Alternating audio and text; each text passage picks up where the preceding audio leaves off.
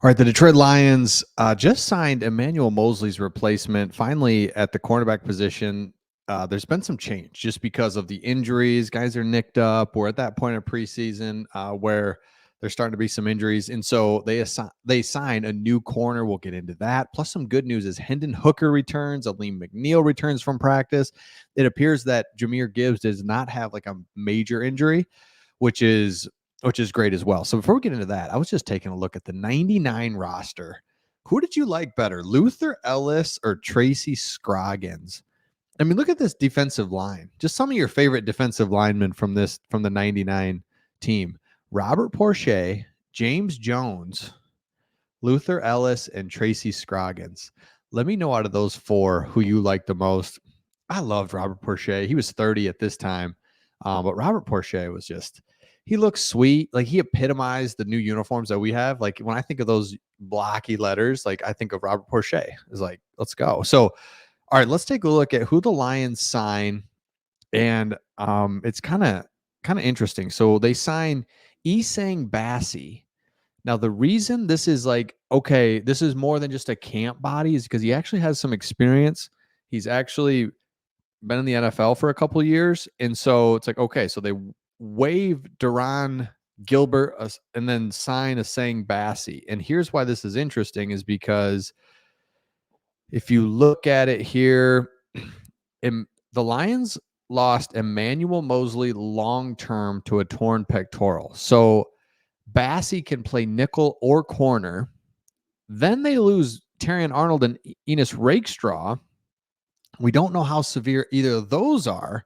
So the addition of Bassi doesn't tell us much about their condition because he has mostly played the nickel throughout his career. And Detroit is shorthanded there since Mosley's injury. So this guy is kind of an interesting, I don't know, interesting is the wrong word, but he went to Wake Forest.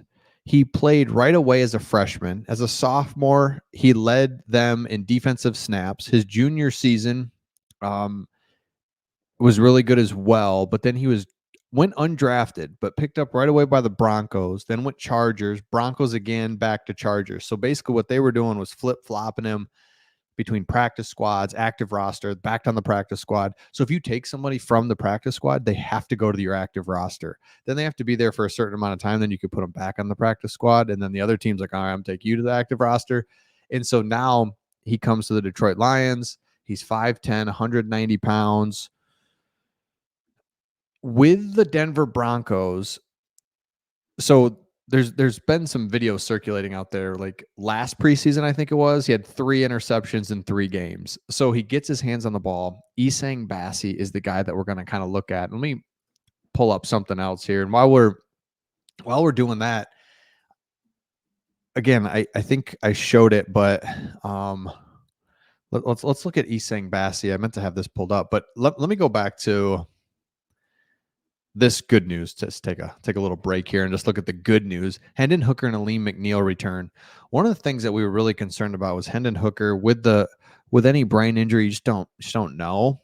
And there was no threat of long term, but just if you miss a week and then he's got to come back and get any sort of momentum going again, it's like, who's our backup? Nate Sudfeld's terrible.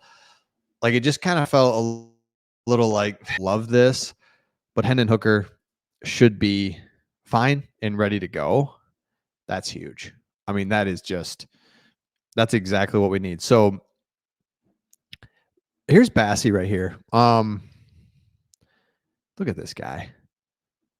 He's played. That's what I think we have to just keep in mind when you talk about Bassi. And okay, here's his RAS score. And you know, Craig and I like this, where it kind of compiles everything: your height, weight, bench, shuttle, vertical. It just kind of puts it as a composite, 10 being the absolute best. And they put him up against Mike Sanderstill, who everyone loves. I love him as well. And it's like, oh my gosh, he's like faster. Okay. He can jump higher. No, he can't jump higher. Dang it. He can't jump higher. But size wise is better. He just is, but he's got more experience. So 40 starts at Wake Forest, similar athletic profile to Mike Sanderstill. So excited about this guy. Think that he's more than just a body. Even Dan Campbell said these guys that we bring in, we tell them you're not a body. We don't have time to just be like, yeah, bring in, we'll just be a body. It's like, no, we have got to figure out, can you play? What if you can play? Like, we need you. So I love that. Now, look at with me for a second. Lions training camp today. Man, they're still going at it. It's crazy. Like, it almost feels like we're in the dog days of training camp already. It's like, man, another week. Here we go. It's like week 3. And here's where we're at. So big plays from Jack Campbell and Jameson Williams. A couple things I want to highlight on this. With Brian Branch out, the Lions played around with their safety pairings. It was CJ Moore and Iffy at the first team, but then Kirby Joseph and Brandon Joseph saw time, and then that's another combination. So if you haven't seen it yet, Brandon Joseph seems to be a guy that they really like. Aaron Glenn talked about in his press conference today that he is somebody they really like, super smart, probably going to make the team. You need a fourth safety, he said. So there we go. There's our 4 safeties. With Brian Branch being in there, kind of interchangeable in any way that he can move around. Campbell was an early standout in practice. His violence and aggression make him an ideal off the ball defender. 100%. Like, this dude is violent. He's crazy. He's kind of quiet. But he's like a good guy too, though. So, like, yeah, love Jack Campbell and love what he's made up and what he can do. So Glenn said his ability to drop in coverage has improved tremendously. His ability to match guys has improved tremendously, and that's going to help us better on defense. Love it. Jameson Williams continues to be the hype train. Man, this guy, we're going to just rely on him so much. So the thing about him is, like, red zone, everything. It's there. It's not just specialized plays. We need him to be really good in the red zone. Need him to be good in situations. Need him to be able to just run the plays. Before, it was like, man, let's try to get the guy the ball on reverses and all kinds of stuff. Now it's like, let's play this. Let's play game. Let's play football. And then what we need is you to take the ball on a slant and take it 40 yards, which he can absolutely do. It's not going to be the over the top. I think we're waiting for more of that. That'll be there for sure. We saw Tampa Bay last year, some different things. Chicago, where he just kind of gets behind the defense. That's there. That's always going to be there. And that's what he brings, is that threat. But Jameson Williams, I see he's got another good day of practice where it's like, all right, I just got to believe he's part of the offense, where it's like, sweet, he catches like a 10-yard in, comes across the middle.